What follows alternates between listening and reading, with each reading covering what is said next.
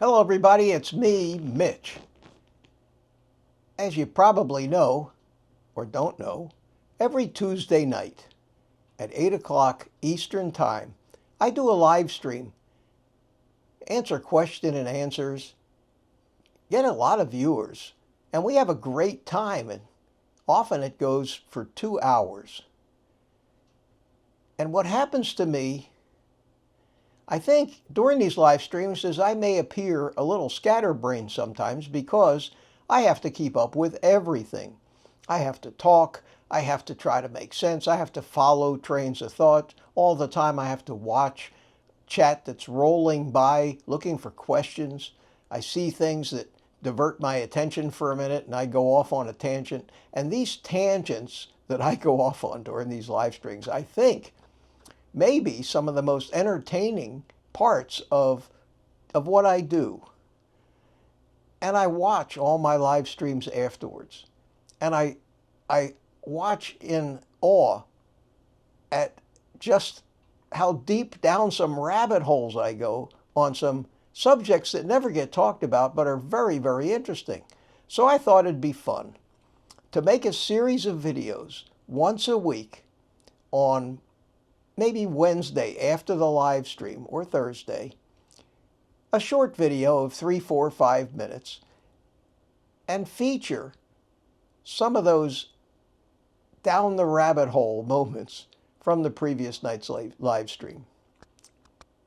This is the first one of those. This was from Tuesday, January 2nd. So enjoy it. Now, yes, the food tastes good. The food tastes great, and it's supposed to. Taste is used by the human body for any number of reasons. The most important reason is it tells us whether what we're eating is okay or poison.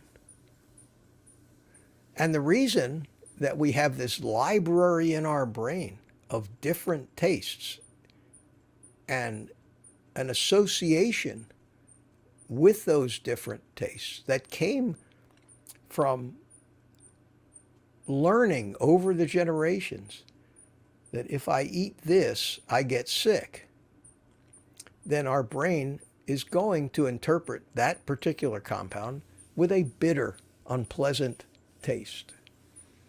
If it's something that nourished us, our brains over the generations, generation after generation, learned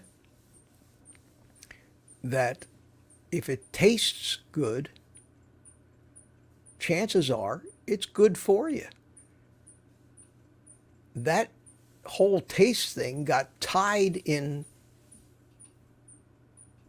to the brain chemistry, to the endorphin release, to the dopamine and the serotonin as a way to encourage the eating more of the stuff that tasted good. And back in those days, hundreds of thousands of years ago, when early humans roamed, there wasn't much that tasted good to be had. you know, the meat tasted good. Occasionally, once a year for a few weeks, some sweet things tasted good, like berries, but they were nothing like what we have today in the fruit department of the grocery store. So while we were encouraged to eat these things that tasted good, and we were discouraged from eating things that tasted bitter and yucky, there wasn't a big wide selection. It was either meat or some scrubby vegetables and fruits. And that's when all the different pathways developed to metabolize either the sugars or the fats. And the sugars turned into survival food because they weren't as nutritious. They did have the toxins and poisons in them, and they would do in a pinch to keep the animal alive until the meat came back along. And it's in these ancient instinctual behaviors that all of our modern problems come from. Because the scientists have learned how to hijack